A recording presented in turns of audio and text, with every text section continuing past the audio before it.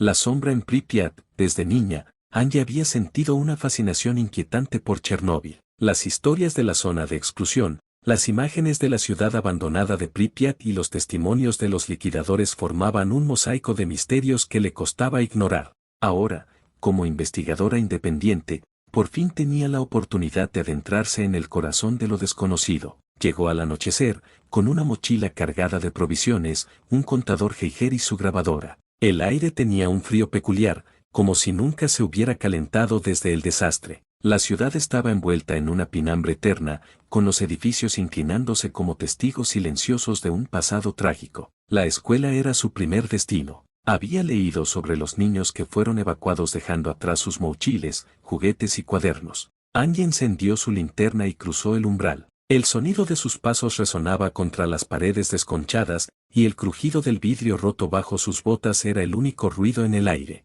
En el aula principal, los pupitres estaban cubiertos de polvo, pero algunos parecían distintos, menos deteriorados, como si alguien los hubiera movido recientemente. En el pizarrón, algo llamó su atención, unas letras escritas con tiza fresca que decían: «Vete ahora, antes de que despierte». Angie retrocedió, con el corazón martillándole el pecho. Miró alrededor, buscando una explicación lógica. Tal vez otro explorador había estado allí antes que ella, alguien que quería asustar a los curiosos. Pero entonces lo sintió, esa sensación de ser observada. Se giró lentamente hacia la puerta. Al principio, no vio nada, pero al enfocar su linterna hacia el pasillo, distinguió una figura oscura, de pie, inmóvil. Parecía humana, pero algo en su silueta era incorrecto. Era demasiado alta, demasiado delgada, y su rostro era un vacío absoluto, como si la oscuridad misma se hubiera solidificado en su forma. Angie intentó retroceder, pero tropezó con un pupitre y cayó al suelo. La linterna rodó por el piso,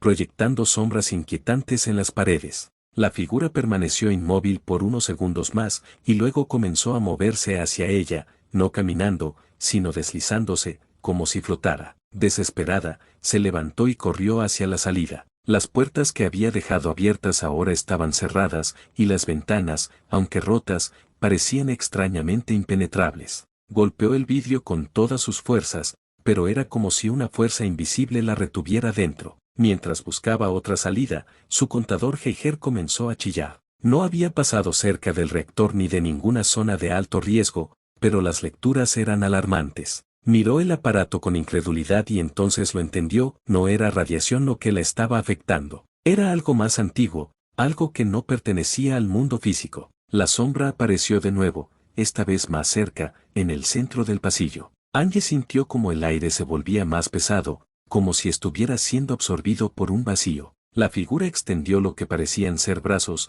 y entonces, Angie escuchó una voz, baja y cavernous, que no venía de la sombra, sino de dentro de su propia cabeza. Te lo advertí. La grabadora, que aún estaba encendida en su mochila, captó los últimos momentos de Angie. Susurros incoherentes, pasos apresurados, y finalmente, un grito que se cortó abruptamente. Días después, un grupo de exploradores encontró su mochila cerca de la entrada de la escuela. La linterna estaba rota, la grabadora seguía funcionando, pero de Angie no había ni rastro. Algunos dicen que la sombra la reclamó, que ahora es parte de los ecos de Pripyat, atrapada en un limbo entre este mundo y él.